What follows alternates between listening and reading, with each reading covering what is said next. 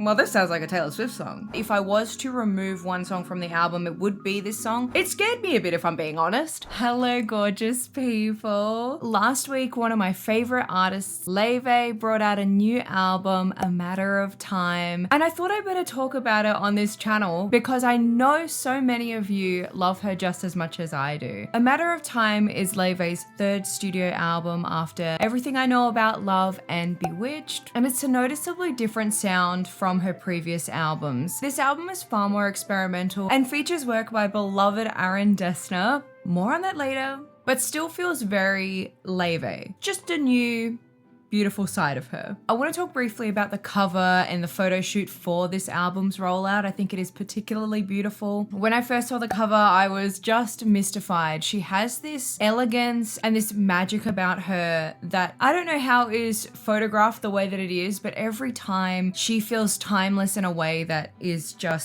it's just magic. It's pure magic. The cover definitely gives fairy tale. When I looked at it the first time, I said, oh, that's Glinda from Wicked.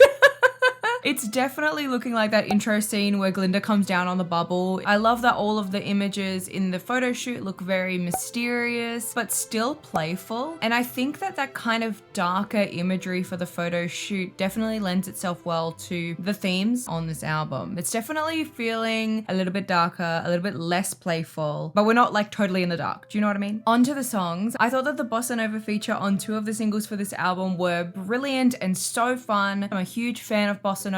If you ever catch me doing chores, I got my headphones in, I got my Bossa Nova playlist playing. Hey, I'm not even here. I'm actually on the Amalfi Coast. I'm sipping an Aperol Spritz and I'm loving my life right now. My hands are not in dirty dishwater, fighting for my life. Do you know what I mean? So Bossa Nova on the album, so happy about it. It's definitely something that I would expect from Laufey. It's sort of still within the lounge jazz kind of sound that we kind of know and love from her. So I really enjoyed Lover Girl and Mr. Eclectic. I thought that they were fantastic. And speaking on the kind of lounge jazzy sound, Silver Lining definitely also felt very Laufey, and I think all 3 of those songs really grounded the album, kept it within her signature sound so that she could still play with the rest of the songs on the album. Something that I loved on previous albums and particularly enjoyed seeing her live was the element of a sort of classical animated movie sound to her music. It really gives a dreamy, mythical kind of vibe to her music. It just elevates the sound in a way that is like, it just really feels so magical to listen to her music, and with the voice of an angel on top of it, like, we're really in for such a treat. What I love most about the songs on this album, if you were to strip back her vocals entirely, I really feel like the music itself tells enough of the story that you can still follow along without necessarily needing her. And that's something that's a real skill, her craft. It's just, I don't see that very often with many artists. And I think her in particular, she's so connected to music and she really knows how to play with it and play with people that know how to play with it for her. So I really loved that on this album. Clockwork, Snow White, Carousel, they all fit into this kind of animated movie musical kind of sound. Too Little Too Late and Carousel definitely had some familiar melodies to it. I remember listening to it and thinking really sounded like it was ripped right from Bewitched or Goddess, which I thought was a really fun nod and kind of feels a little bit like the extension of the story. And speaking of fun nods, I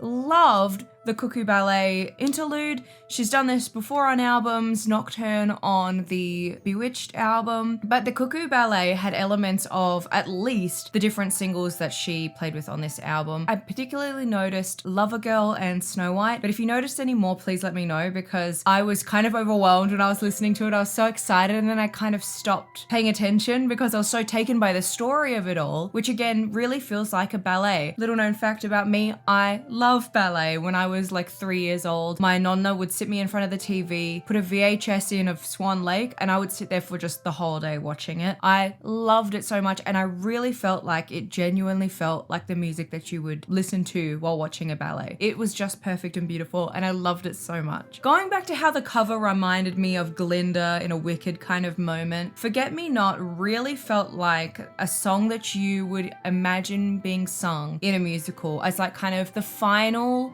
solo song from the main character. Think of the song Legally Blonde from Legally Blonde the musical. It's giving main character spotlight. It's just them. And we're experiencing the final emotions before kind of the big clash and resolution. That is what this song gives me. Very main character. I really loved this moment on the album and it felt very authentic to the whole album. Now back to beloved Aaron Dessner, who I mentioned before. There are 2 songs on this album that he produced with Laufey. And unfortunately, because I'm that annoying person, when I hear a song that's not a Taylor Swift song, and I think that it sounds like a Taylor Swift song, you know that I'm gonna say it.